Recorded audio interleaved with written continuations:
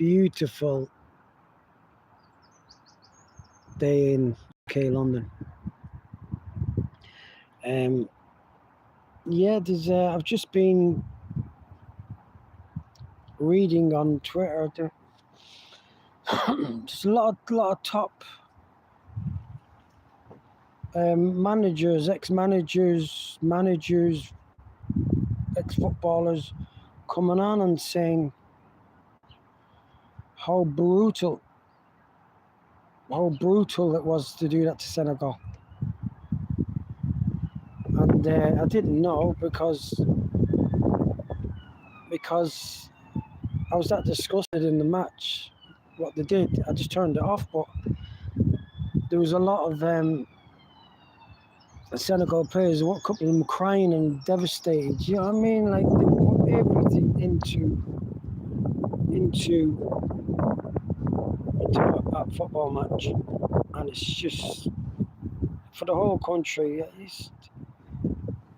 How is that helping Senegal? If it's fair play, like if it's okay, just the way football is, yeah, you'd understand. Okay, you lost, get on with it. But they can't take what happened, and I can't blame them. And I just want people out there to know, what do you think of getting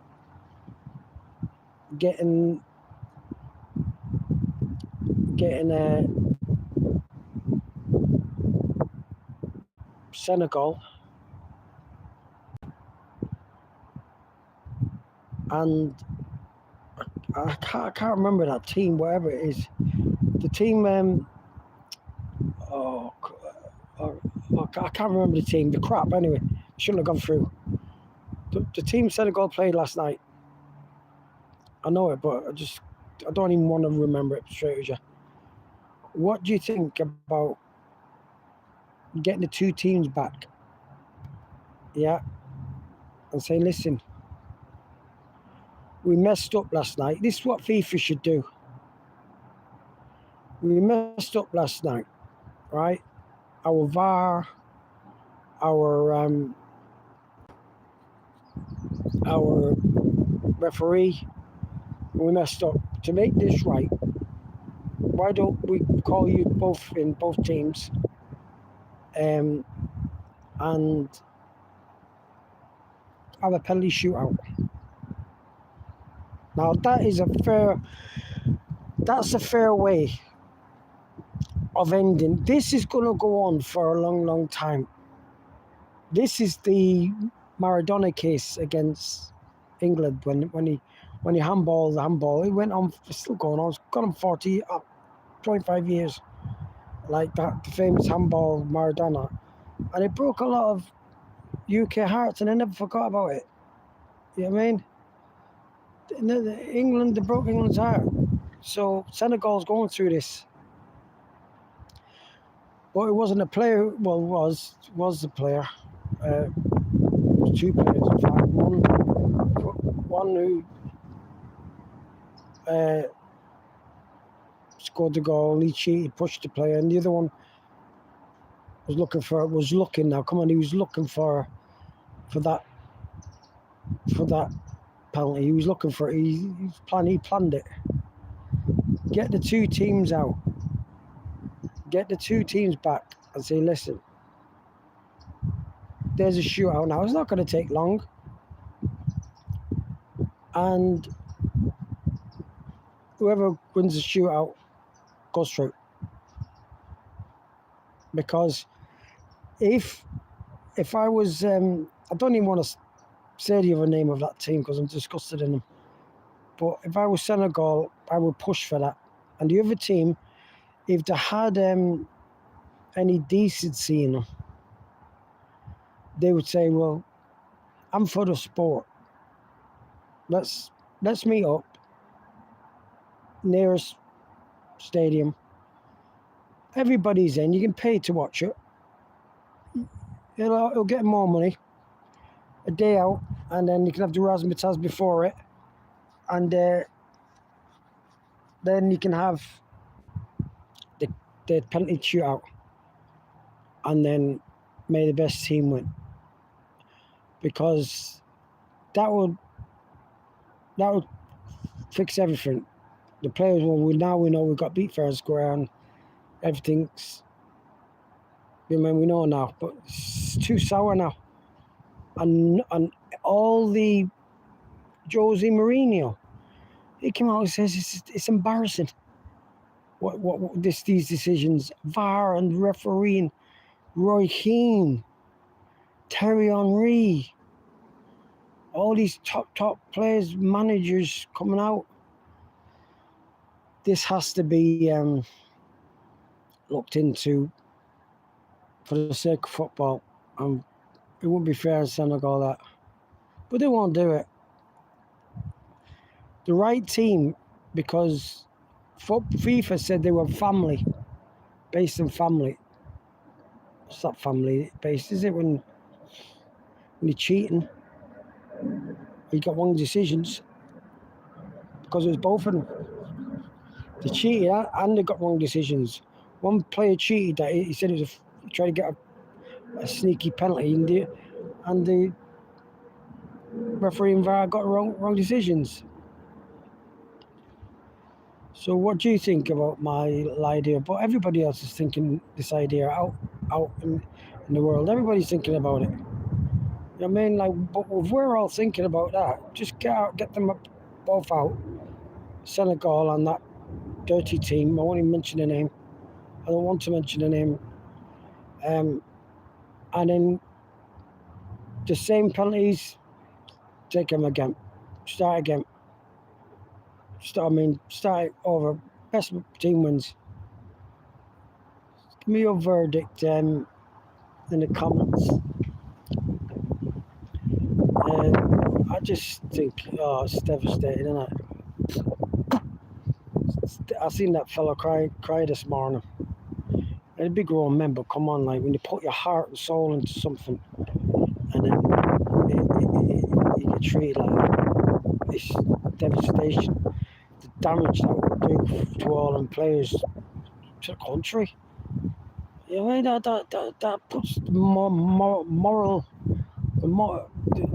morals of the people, the happiness. You're supposed to help countries out in Africa, and they don't want favours, they just want fair game. Give me a fair game. Don't give us favours. We don't want charity. That's what they're saying. Just don't try to rip us off. So I think it's terrible. And this looks like it's going down the road. There's going to be a big major one coming. That just brings disruption to World Cup. What's going to be next? Is there something really, really big that's going to happen in the semi-finals, quarter-finals? Is there big decisions? When it comes to your Portugal or Argentina, yeah, we'll see a VAR there, and we'll do justice there, but not Senegal. No, it's just only Senegal, isn't it? No, because I think it's because Senegal's got the African Cup. They don't want them coming in and winning the World Cup, or something got to be malicious towards it, I think. But no matter which country you're from, what happened there last night, there's outrage from UK, France, Italy. You got Mourinho, he's wherever country he's from. Henry, France. Roy Keane, Ireland. And many more. So are you telling me that FIFA hasn't got no phone or no TV or paper?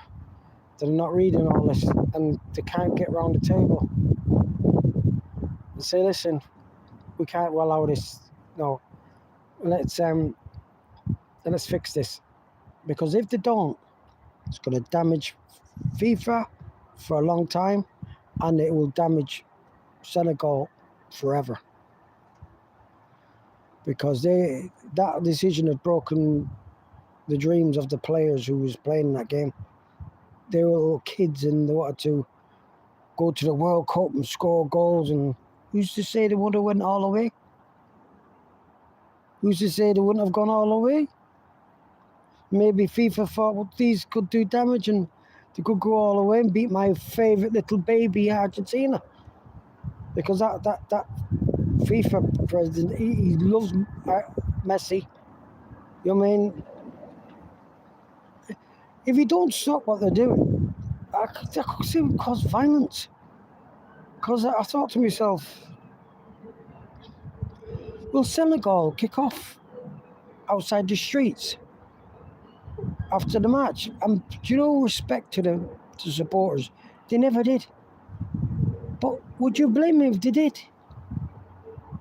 But for that great behaviour and taking it like that, shouldn't they be given a chance? Just say, listen, so they can all sleep at bed at night and yourselves, and we can change this history. You know what I mean? We can fix the wounds. Let's get this penalty shootout done. And let's fix this problem once and for all. Smash a like in there and a sub if you agree with me. And put your comments down below. Not been getting many comments, not happy. I want to find out how you feel. And I want to know, like, what do you think about all this? It's just... It's the funniest World Cup I've ever watched and listened to. You know, I didn't want to be like this. I didn't want to, like, feel like our team is, I mean, being done raw, like they have. When the World Cup is not about that, it's about fair. We've got VAR there to help, not to change people's decisions or to manipulate. Because when they're giving them all the decisions about that Senegal tackle, where it was awarded a penalty to them, I don't want to say their names, but they showed him 3 different positions. But no, don't. Different positions could show different things. Show it from where he's seen it. Do you know this? Do you know the referee didn't give no penalty? Do you know that? Do you know the referee didn't shout for no penalty, nothing like that, and it was just no penalty given until he got a message through his ear by VAR. He was just walking around and he wasn't making no decision, and he didn't give no penalty, and I don't think he wanted to, but then VAR said, no, come over here. And do you know what? Maybe he was afraid not to go over to VAR because the other referee the day before got told off by FIFA. In other words, you do what we say. I think FIFA is in this. FIFA's in miggling in with the VAR. And if they don't want... I'm going to say something, but I don't know if it's true, but I'm just saying, would it be match fixing? Would it be they've actually got a line through to VAR to make a draw, to make another team win? Is it that? I'm just saying, I'm putting it out there. I'm allegedly saying it. I'm allegedly saying, you know what I mean? It's either that or they didn't want no South African team coming over and lifting the World Cup because it's their precious World Cup. It's everybody's World Cup who's got a country and a team. You know what I mean? But that's put sour taste in everybody's mouth. Got lots of other teams in the world who are all saying the same thing. I think everybody wants that game to be rescheduled when no teams are playing. Maybe this weekend, penalty shootout. Make that wrong right. Whether Senegal still lose, well, that was the verdict it would have been. Well, it's a better than what they got, but that's why there's a lot of pressure coming out now by all these famous players, managers. I think they kind of put a bit of pressure on FIFA to come out and do it. They're not actually saying it, but they're saying, listen, come on. But I don't think it's going to work. You know what I mean? So, If there's any Senegal people listening, oh, I feel for you. It's not good. And lots of other countries out there who are not happy with what's going on with us. And you won't get over that. That'll be like a wound. That will be fester now. That'll just fester. Because I'm going to tell you straight. You all know out there who watch this, been watching me for the last week, that I did put £50 each way in Senegal. 100-1. And they're 2-0 up. You know what I mean? But I said to myself, I'm not going to blame Senegal. Because Senegal doing well. Both, what happened was, a penalty was given where he pushed the defender and headed the ball in the net. I'm not going to blame Senegal because it's down to referee and VAR to help Senegal. That wouldn't have been a goal. And then this thing last night, that wouldn't have been a goal. So there's two decisions went against Senegal, what stopped them from winning. And you know what? That's where you think something going on here. Because if both of them decisions wasn't done, Senegal would have gone through 2-1. Would have gone through 2-1. You know what I mean? And I do think the manager of Senegal did make a mistake. He substituted a player. I think it was the 85th minute or something like that. He substituted a player. And everything was going great. And he substituted the player and then everything went to pot. He should have just left it be. You know what I mean? He did. There was a good player he substituted. But what he thought was, oh, we've won this now. We're 2-0 up. I can give you a rest for next game. So I think he knows he's made a mistake. So there's all these factors. But come on. Get the penalty shoot on. Shoot out. Come on. What do you think out there?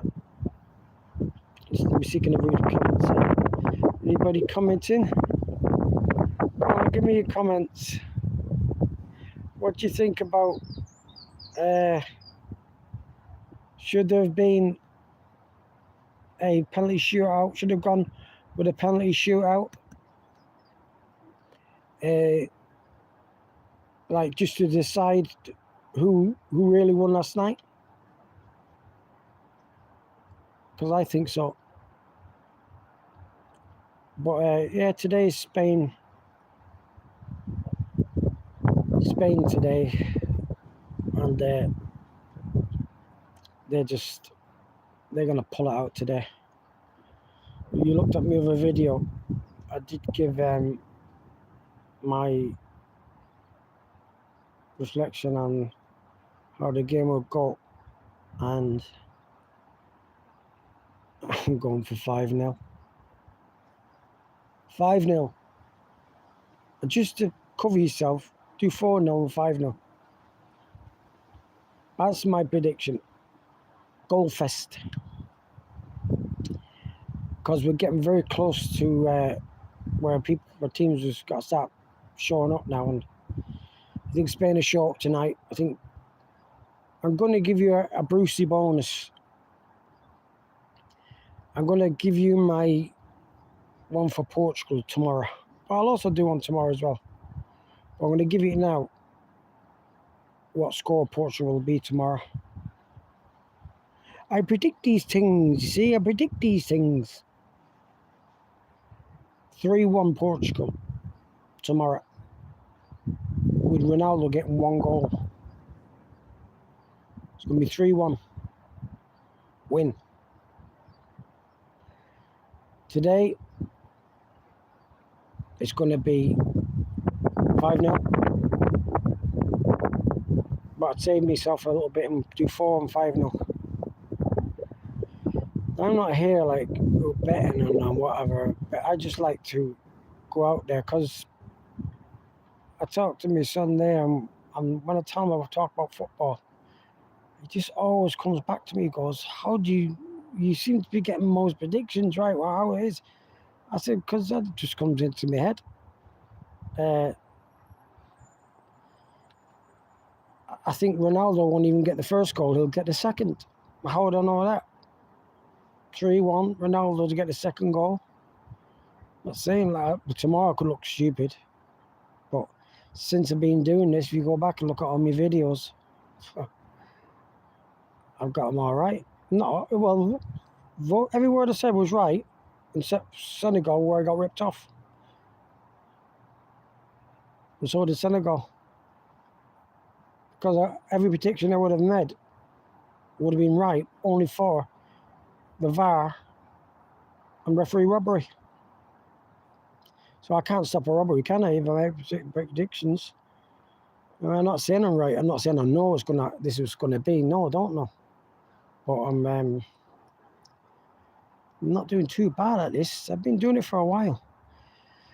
If there's anybody out there listening to me now and they live in the UK, I'm going to give you another Brucey bonus. Go and back Salford FC to win the Championship 2 in the UK Football League. Salford FC, 10-1. That is the bestest bet I've ever come across. They got hurt. They missed the playoffs at Wembley. And you know David Beckham, he owns Salford FC. The same people who own, is it Inter Miami, or David Beckham, the same people who are involved in that club over in America, they're involved with Salford FC. David Beckham, they run it. And these other big companies, AOC or something like that, they're called. And David Beckham just bought Salford FC shares when they lost. And you know now, Salford FC have just made 2 signings. They're proving they're going to bring top-class players to Salford. They're definitely going to win the championship. I'm putting 1k on Salford FC to win League 2. So for my followers out there, you'll thank me. Look into Salford FC and who runs it now and who owns it now. Where do you see David Beckham owns the club? Bet not many people know that out there, did he? Yeah, I got the info. I've got the inside. But yeah, while you're there, I'm talking to you. Press that like button and stick your thumb on that sub. Press that sub and the like button and put some comments in. Because when I'm talking, I want to know somebody's listening and they've got their view might be different than mine. I mean, what a lovely day today. Yeah, that was from my dog there. My dog, but he's gone now. He's gone, my old doggy, just left with 2 cats. And my old garden. Yeah, Wimbledon tennis is on as well. I used to like that years ago. I don't like it now. All the good tennis players, they're gone now. Rafael Nadal, Andy Murray, Jimmy Connors, McEnroe, Boris Becker. That was watching tennis. I don't even know these people playing tennis. That'll bore me. Big shooters, just 6 games all. They all just conserve, and that's all I can do. There's no running around. Don't watch tennis anymore. But I like me golf.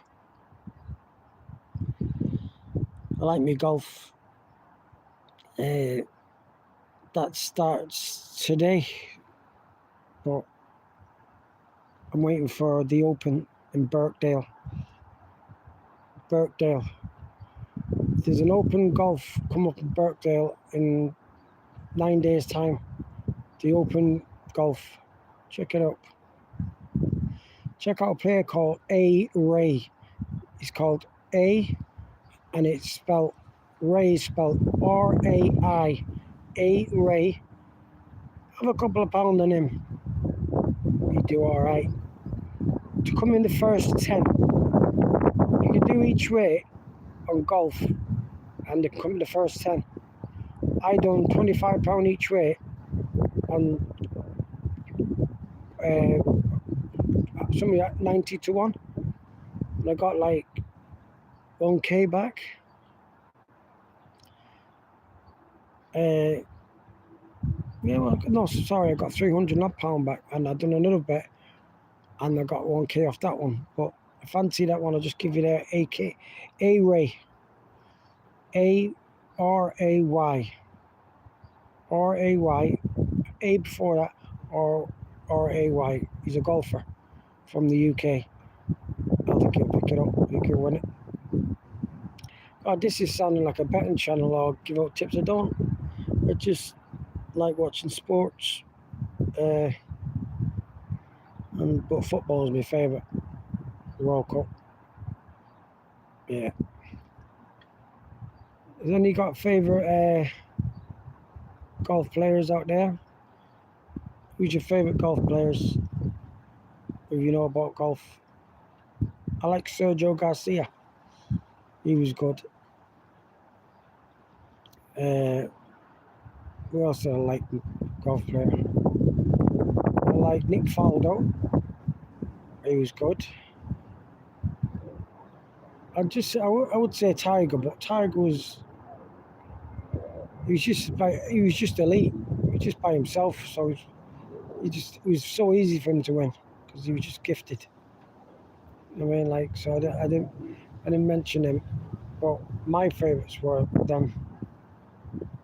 Faldo was very good. Nick Faldo won that golf tournament when he was 10 shots behind against Greg Norman with 9 holes to go, and Greg Norman lost the whole 9 shots, right? And there was something like 1 hole left, and it was level. And Nick Faldo went on and got a birdie and won. It's the most incredible game of golf. If you ever want to watch a game of golf, watch the Greg Norman and Nick Faldo, 9 or 10 shots behind with 9 holes to go. He went into the water 2 times. Oh, he messed it up. All I had to do is power half of them. I remember some good times looking back in sport over the years. They were like great memories. This year, yeah, there's a lot of good. The World Cup has kept it going. The World Cup, the buzz, because there is world-class players that could dance with the ones in the 90s and early 2000s, like your Gascoignes or Zidane's. There's many more. All the ones, great players. We have got footballers who could dance with them now. Like you got Mbappe. You've got Harry Kane. You've got. I don't want to mention Messi or Ronaldo because they're too old. I talk about the young ones. They have to step over now. They have to move across. They've got to move across and let these ones shine. These Mbappes and Harry Kane. Let them have their day. It really should be them who would be the picture of the World Cup, which seems to be around Messi and not as much Ronaldo, but Messi. But we're not very far away from the final now. We're about a week and a half away, 2 weeks, is it? So it's going to be very hard. I mean, it's all the great teams is there. You've got like your France, you've got your England, you've got your Argentina, you've got your Portugal, Brazil, Colombia, Spain, France. Oh, we got all these good teams it's going to be a humdinger. But what I don't like is when the great teams meet each other, it's not a goal fest. It's not like, oh, we're going to get loads of goals here. No, it always ends up being a boring 1-2-1 match. Hardly don't score goals, or well, you'll get 1 or 2 magnificent goals, but you won't get as many. But yeah, I've got a bet on Portugal at 9-1, £100 for £1,000. So still got that going. So I'm just sitting here in my garden and watching that airplane going by. Yeah, I don't see many chemtrails anymore. Not that I believe in them, but they've kind of stopped in the last 2 months. I've not seen any chemtrails in London. They used to be there every day. I used to look up and used to see them all, and now they're all disappearing. Wonder why? Did Trump get a hold of them all? Trump's going to put everybody in jail. Because I don't see no chemtrails anymore. They used to be there every morning. Every afternoon you'd see them. All zigzagging everywhere. You know, why are they zigzagging? I used to say, why is them playing zigzagging? Have they lost their way up there? They lost. You know, and crossing each other's lines. What plane does that? See where there's a big line there, yeah? But you know, when I used to put my camera up in the air, you used to see them zigzagging, like squares. Like as if they've gone down there, they drove down there, and then they've come back on the same line, gone back the other way, zigzagging. So that was a bit suspicious. But yeah, but thank you everybody for listening today. I do appreciate it, and yeah, I'm getting my views is going up a bit. Like at first I was only getting 20, now I'm getting in the 70s and 80s. So I mean, I've still got a long way to go in this World Cup, so it helps me out. And if this does well, I might just jump onto the Premiership and start talking about Man United and who they're playing and what score I think it's going to be. And so this could carry on. I'm doing it for a bit of fun, but it seems like a lot of people is listening to my jibber jab. I appreciate that. But it's 1 or 100. Right. So I'm going to let you all go now. Have a great day today. And just make sure you get all your water and you don't dehydrate. Hot weather's coming again, I heard. So adios, amigos from the UK. Over and out.